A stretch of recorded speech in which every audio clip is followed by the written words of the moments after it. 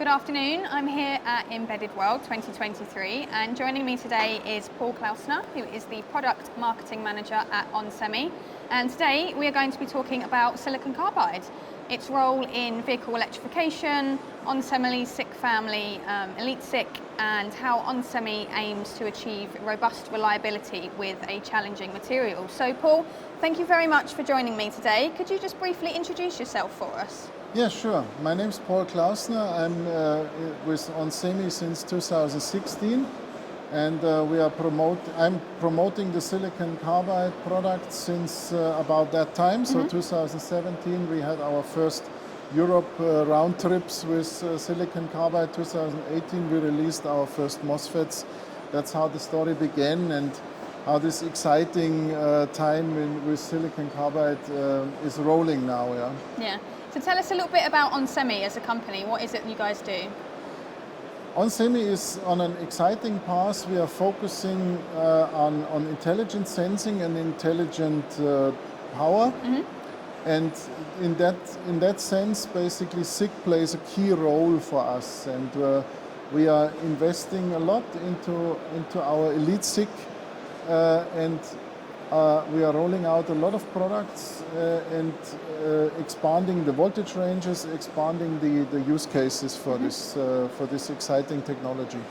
And as you've highlighted, you know, silicon carbide is one of the most promising semiconductor materials used to manufacture high-power electronic devices. So tell us about some of its features. Well, silicon carbide belongs to the wide bandgap group, and the wide bandgap is called wide bandgap because they have a big difference between the latency band and the valence band. And what is the advantage of that is basically you have less leakage when it's getting hot. It's obvious, and there is also the advantage that you have a higher breakdown voltage per definition. That is, let's say, what comes from the wide bandgap, and this is common for all the wide bandgap materials, GaN and SiC. What's special with SiC is that it is also a substrate material. It has a vertical flow, and therefore it is extremely robust in power applications. So it's robust on avalanching, it's robust on the gate. And this makes it what we think is the best solution for driving motors, driving high powers, wherever you have oscillations. These things are rugged. They can stand it. While with GaN, you have to be careful with your gate overshoots and with your avalanches. In silicon carbide, you can be much more, let's say, brutal to the part. It survives it. Are there any sort of challenges with this material when designing and manufacturing? Yeah, unfortunately, there's a lot of challenges when it comes to silicon carbide. So silicon carbide is 400 times more stiff than silicon. So silicon is already quite brickly. It's glass, basically. But silicon carbide is almost like diamond, so it's very hard. It's very difficult to saw, and it's not only hard; it's also prickly. Also it cracks very fast, and so from this point, the handling is a topic, and basically from the starting point, from the melting of the granulates, all the way to the finished product.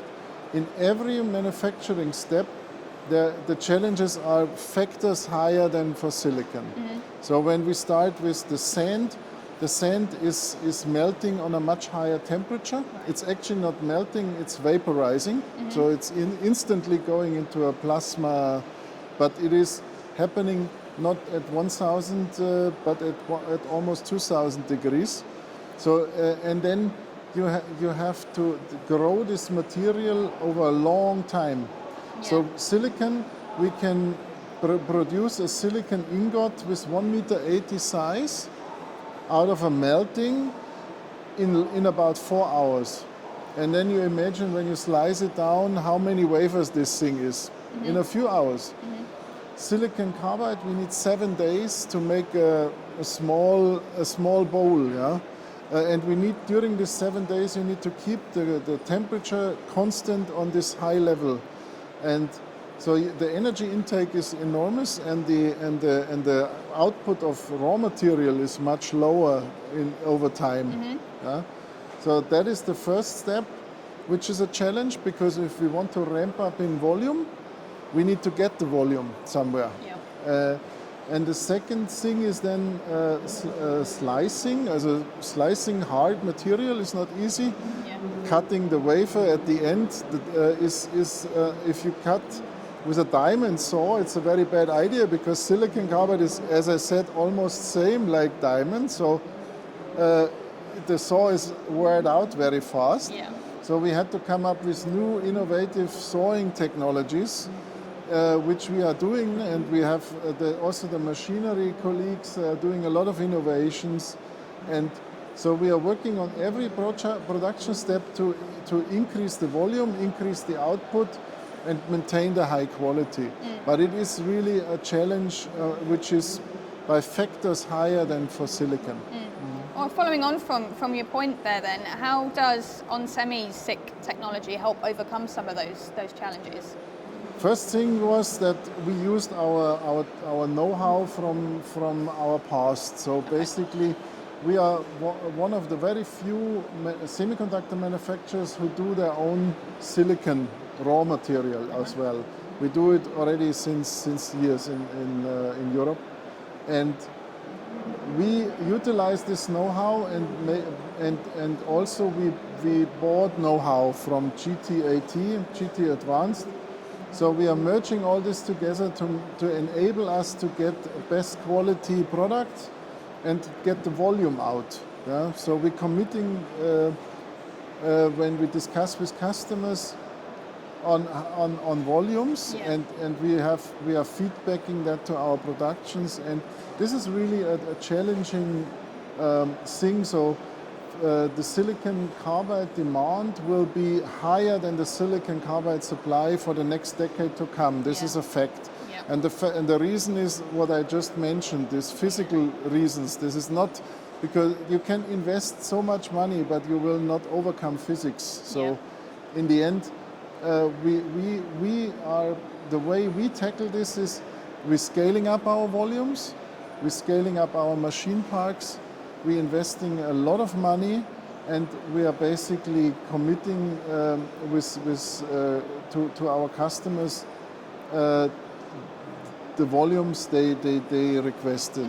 So, but this is always a discussion point, because, as I said, silicon carbide is great material, but it is not enough in the market somehow, and we need to balance that. Yeah. But especially for Digi-Key and for so small customers, we as onsemi always had a strong dedication for these small customers. We have a huge percentage of our revenue we do with partners like Digi-Key.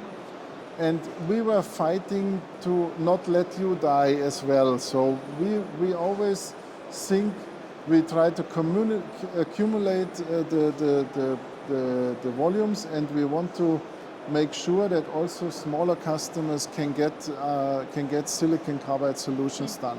Yeah, fantastic. So if you have a silicon carbide product in mind from us, please contact us, and we will discuss on that base. Yeah, fantastic to hear. And I understand that at the beginning of the year, in January, onsemi introduced its EliteSiC as the name of its silicon carbide family. And at CES in Vegas, you introduced 3 new members to the family. So can you tell us more about those? Yes, so we decided to brand our silicon carbide technology EliteSiC, because we believe it's an outstanding performance. So it doesn't mean elite in Europe sometimes has the meaning of I cannot get it, but no, this is not that. It's outstanding performance. And that's why we want to make clear with our EliteSiC, we're having a fantastic technology, And the three products you mentioned, this was 1700 volt graded silicon carbides. So we released first we did in 2018 1200 volt. Then in 2019 we followed with the lower voltage classes, and now we're coming with the 1700 volts. Why 1700 volts? Because 1700 volts serves this big market of offshore wind park, of photovoltaic power, and what these guys are doing is basically they utilizing the 1000 volt low voltage isolation class of the wires, and they're running it on 1500 volt DC for the long wire, and then they come in with 1500 volt DC, and in order to make out of 1500 volt DC an AC, you need parts with a little bit headroom. So the 1200 volt is not enough for sure, and 1700 is what they need. And with silicon carbide you can produce a small footprint chip because the isolation is done in the vertical. So you don't need the area to make the things bigger. And this is a big advantage of silicon carbide, because the isolation doesn't scale the chip. It just scales the thickness of the epi. Yeah. And you've mentioned a few already, but which applications in particular are these new devices suitable for? That's exactly, I just mentioned. So there is one big growing factor, and that's wind parks, photovoltaic, all these guys who need to transfer DC voltage over a longer time. They want to go higher in voltage in order to have more power over their wiring of the expensive wires. And that's why they go with this 1500 volt. And here we can serve with the 1700 volt their needs. Fantastic. And I think one of the other applications is sort of vehicle electrification. So I'd like to focus on that a little bit more. So what is it that makes, SiC-based devices particularly appealing to the vehicle electrification market? Yeah, that's actually a very interesting point, because when we promoted silicon carbide and silicon carbide came up, the focus was on high-speed switching. Yeah. So we promoted it first mainly for DC-DCs, for OBCs in the car, but not really for the traction. That only came when we had the material on hands and we worked with it, and we realized that you gain about 4% of efficiency versus an IGBT, because you have this non-existing QRRs. So the QRR is a nasty parasitic effect. When you switch off, you always get these undershoots. You see it in the oscilloscopes. And because silicon carbide does not have this effect, you can measure it in lab, but in actually no data sheet will specify it because it's so small. Yeah. So it is extremely small, and because this overshoots with every little switching, adding up to about 4% of efficiency gain. And 4% of efficiency gain means 4% more power or 4% more range with the same battery. And this is the big advantage, and that's why you hear SiC now everywhere in the car market. Yeah, definitely. And what is it, would you say, that makes onsemi a leader in silicon carbide? onsemi was already a big player in automotive, and we utilized this, and we was doing our own silicon before, so we utilized this know-how.